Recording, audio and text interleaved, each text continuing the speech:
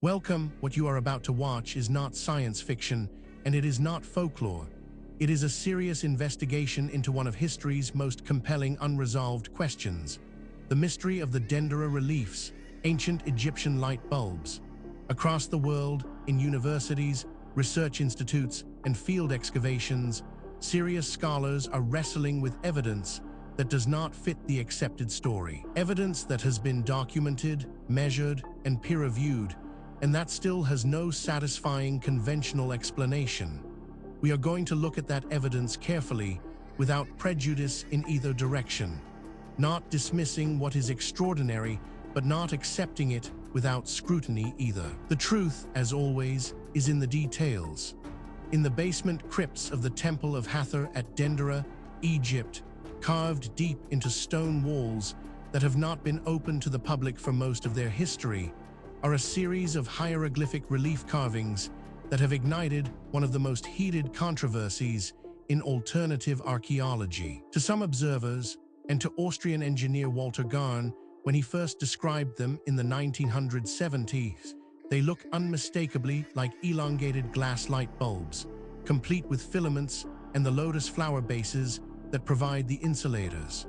To Egyptologists, they are unambiguously mythological imagery: a serpent emerging from a lotus flower, both associated with creation mythology, enclosed in an elongated shape representing a lotus bud. The debate has continued for 50 years and shows no sign of resolution, because it pivots on a question that lies at the heart of how we interpret ancient art. When does pattern recognition cross the line from insight into projection? This is where our investigation begins. Stay with us, because the further we go into the evidence, the more extraordinary it becomes. The story you think you know is only the surface. Beneath it lies something far more remarkable. Let us begin. Before we examine the specific evidence, we need to step back and understand the context. This case does not exist in isolation.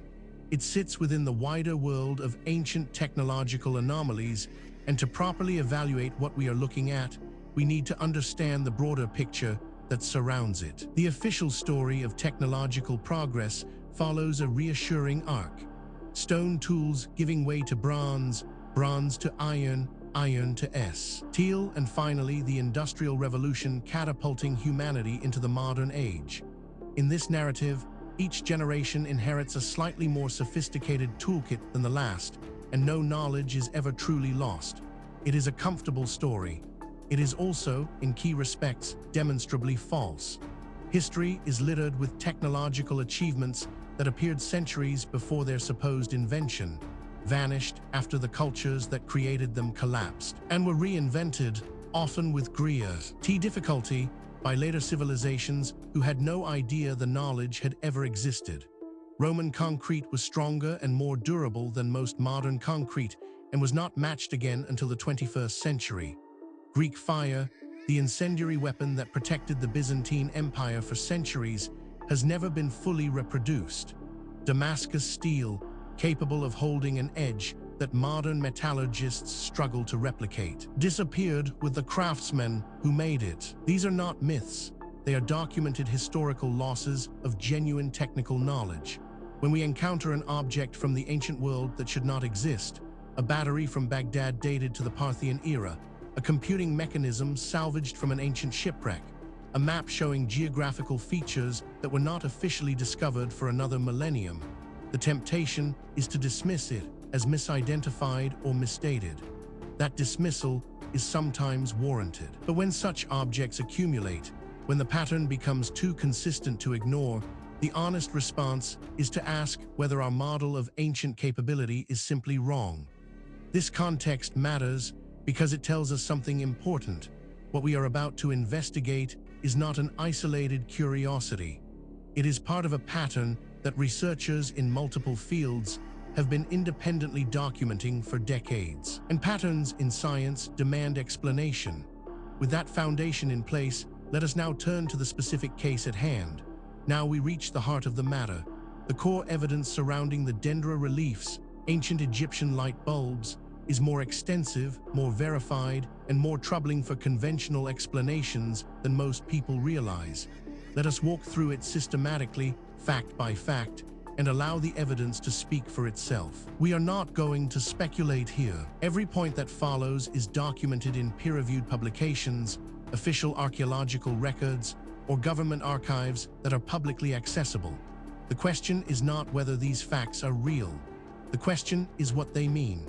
Consider this first extraordinary detail. The Dendera Reliefs are located in the subterranean crypt rooms of the Temple of Hathor at Dendera, built during the Ptolemaic period, approximately 50 BC. The crypt rooms were sealed and inaccessible for most of the temple's history. The reliefs depict elongated oval shapes, each containing a serpent in various poses, resting on lotus flowers and connected by what has been interpreted as a cable to a device resembling a jed pillar. This single data point, if taken in isolation, might be set aside. Anomalies happen, instruments malfunction, researchers make mistakes. But as we continue, you will see that this is not an isolated anomaly.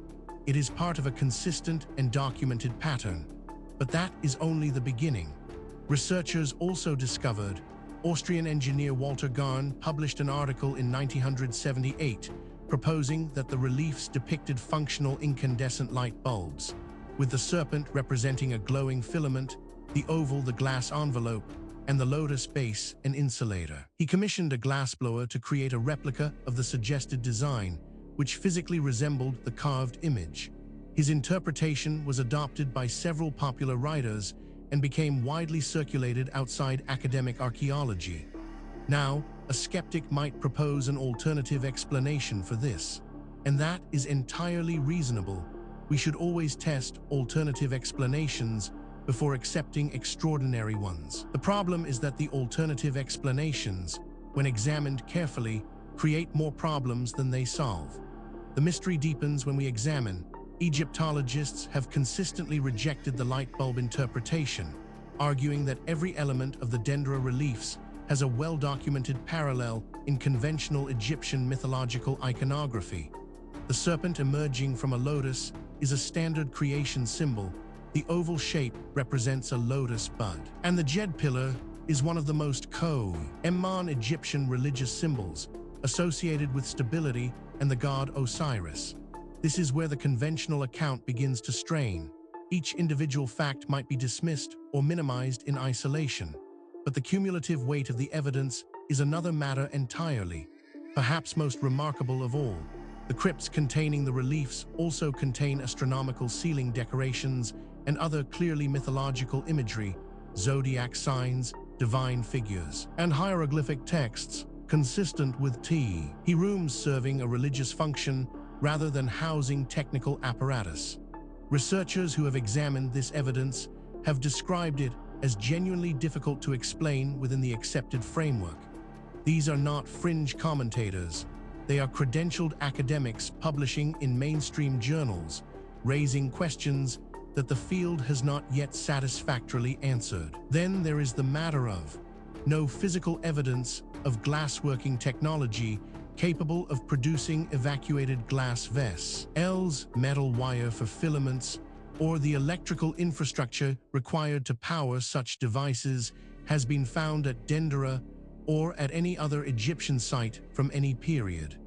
What makes this particularly significant is its independence from the previous points. This is not a case of one theory requiring another. These are separate lines of evidence converging on the same uncomfortable conclusion. Adding to the enigma is this finding: the question of how Egyptians lit the interiors of deeply recessed tomb and temple crypt chambers remains genuinely interesting. No soot deposits have been found on the ceilings of some chambers where lamps would have been expected, prompting some researchers to propose mirror-based systems for directing natural light into enclosed spaces. Taken together, these facts form a pattern that cannot be explained by coincidence, misidentification, or methodological error. Each piece of evidence has been examined by skeptics. Each has been subjected to alternative explanations. And in each case, the alternative explanation falls short of accounting for everything that has been documented. We are left with a body of evidence that demands explanation and an accepted narrative that does not provide one. This is where serious inquiry begins. Now that we have established the evidence, we need to examine the theories that researchers have proposed to explain the Dendera Reliefs, ancient Egyptian light bulbs. This is where the debate becomes most intense, because the theories reflect not just different interpretations of the same evidence, but fundamentally different assumptions about what is possible and what the past looked like. Understanding these theories is not just an academic exercise. Each one has been championed by serious researchers with genuine credentials, and each one captures something that the others miss. The truth, if it is ever established, will likely draw on elements of several. The first major explanation proposed by researchers holds that the Dendera Reliefs are unambiguously mythological imagery using standard Egyptian iconographic conventions, and their resemblance to light bulbs is a case of pareidolia, the human tendency to identify familiar shapes in unrelated patterns. Every element of the images has documented parallels in Egyptian religious art, and no supporting technical or textual evidence for ancient electrical technology has ever been found. This interpretation has significant academic support and is backed by substantial evidence, but it is not without problems. Critics point out that it requires assumptions that go beyond what the evidence strictly supports, and that key predictions of this theory have not been confirmed by subsequent research. It remains contested, and the contest is productive. A rival school of thought argues that the reliefs preserve a stylized visual record of actual technological knowledge, whether electrical or based on some other light-producing mechanism that was encoded in religious symbolism precisely to preserve it across generations without explicit technical language. This interpretation cannot be disproved from the images alone, but requires independent corroborating evidence that does not exist. This theory is controversial, and deliberately so. Its proponents argue that the evidence demands an explanation outside the conventional framework. Critics counter that extraordinary claims require extraordinary evidence, and that the evidence presented, while suggestive, does not yet meet that standard. The debate continues in peer-reviewed literature. Perhaps the most unconventional theory suggests that ancient Egyptian temples used sophisticated systems of polished copper mirrors to direct daylight into otherwise dark interior spaces, and the reliefs at Dendera may represent knowledge of optical principles encoded mythologically. This middle ground interpretation accepts that ancient Egyptians had access to more advanced light management than is typically recognized, without requiring electrical technology. What is striking about this debate is not merely that experts disagree. That is normal and healthy in science. What is striking is the quality of the disagreement. Serious researchers, working from the same body of evidence, reaching genuinely different conclusions. That level of fundamental disagreement, when it persists over decades, is a signal that something important has not yet been understood. The question is not which of these theories is right. The question is whether any of them is right, or whether the truth is something that none of the current frameworks has yet been able to capture.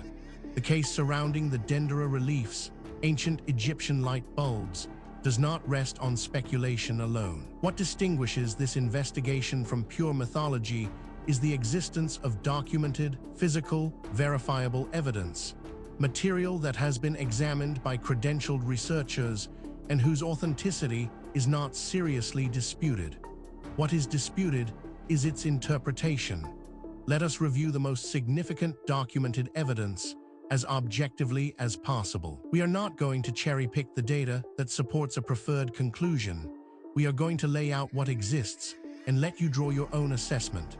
Physical evidence supporting this account includes the complete absence of soot, deposits on the ceilings of certain Egyptian tomb and temple chambers where prolonged lamp use would be expected, has led some researchers to investigate alternative lighting methods, including polished copper mirror systems that have been experimentally demonstrated to function effectively in replicating Egyptian chamber conditions.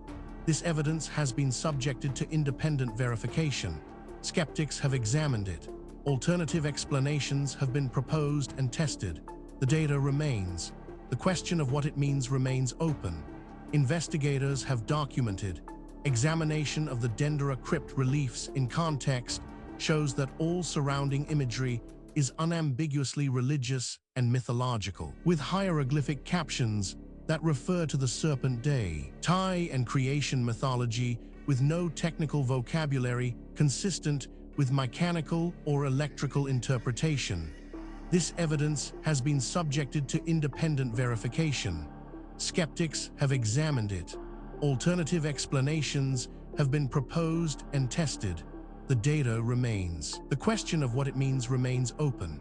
On-site analysis revealed the jed pillar depicted in connection with the oval shapes at Dendera appears throughout Egyptian religious art, spanning thousands of years in contexts entirely unrelated to any technology, associated consistently with the god Osiris and the concept of stability or renewal. This evidence has been subjected to independent verification. Skeptics have examined it. Alternative explanations have been proposed and tested. The data remains. The question of what it means remains open. Each individual piece of evidence might, in principle, be explained away. A single anomalous artifact might be misidentified. A single anomalous date might reflect contamination. A single anomalous eyewitness account might reflect misperception. The question is whether all of the evidence can be explained away, and whether the explanations required are more or less plausible than the evidence itself. When multiple independent lines of inquiry converge on the same conclusion, that convergence is the most powerful signal in empirical science. And that is exactly what we are seeing here. We have examined the history, the evidence, and the theories surrounding the Dendera reliefs, ancient Egyptian light bulbs. Now we need to ask the question that is sometimes overlooked in discussions of ancient mysteries. Why does this matter? What does it mean for us today? It would be easy to file this away as an interesting historical curiosity, a puzzle from a distant past with no bearing on our present lives. That would be a fundamental mistake. The questions raised by this case touch on issues that are directly relevant to who we are, where we came from, and what the human story actually looks like before the period covered by conventional history.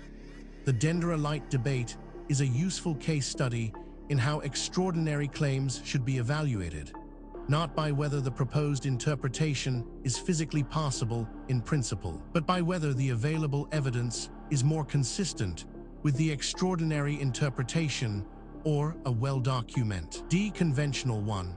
In this case, every element of the reliefs has a robust conventional explanation firmly grounded in Egyptian religious tradition. The light bulb interpretation has no supporting evidence beyond the visual resemblance, and visual resemblance alone is not evidence. The mystery of how Egyptians lit their deepest chambers, however, is genuine and worth investigating further. Furthermore, the tools available to investigate these questions are advancing rapidly. Satellite imaging, ground-penetrating radar, ancient DNA analysis, isotopic tracing, and deep-sea sonar are all providing capabilities that previous generations of researchers could only dream of. Cases that were genuinely unresolvable 10 years ago are now open to new analysis, and the findings, consistently, are expanding rather than contracting the mystery. The investigation continues. New discoveries are being made. New analyses are being published. New voices are entering the conversation from disciplines that were not previously part of the discussion. The answers, when they come, and they will come, will not merely solve a historical puzzle. They will force a fundamental revision of assumptions that underpin our entire understanding of human history and human potential. We have now walked through the complete case of the Dendera reliefs, ancient Egyptian light bulbs, from the historical record through the physical evidence, across the competing theories, and into the modern significance of what remains unresolved. What the story of Dendera ultimately reveals is not just a historical puzzle. It is a mirror. It reflects our assumptions back at us, our assumptions about what ancient people were capable of, about how knowledge is gained and lost across the centuries, and about the relationship between what we know and what we merely think we know. The evidence presented in this documentary is real. The questions it raises are genuine. The debate among researchers is ongoing, and that is healthy. Science is not a set of conclusions. It is a process. And the process requires that we remain open to evidence that challenges what we thought we knew, however uncomfortable that challenge might be. If you came to this documentary as a skeptic, we hope the evidence gave you something to think about. If you came as a true believer, we hope the critical examination gave you a more nuanced picture. The truth, as always, lies in the evidence, not in what we want to be true. Thank you for watching. If this investigation sparked your curiosity, please subscribe to the channel. We publish new documentaries every week, covering the full range of historical mysteries that the mainstream has not yet adequately explained. Leave a comment below telling us which case you want us to investigate next. The conversation continues. The investigation never ends.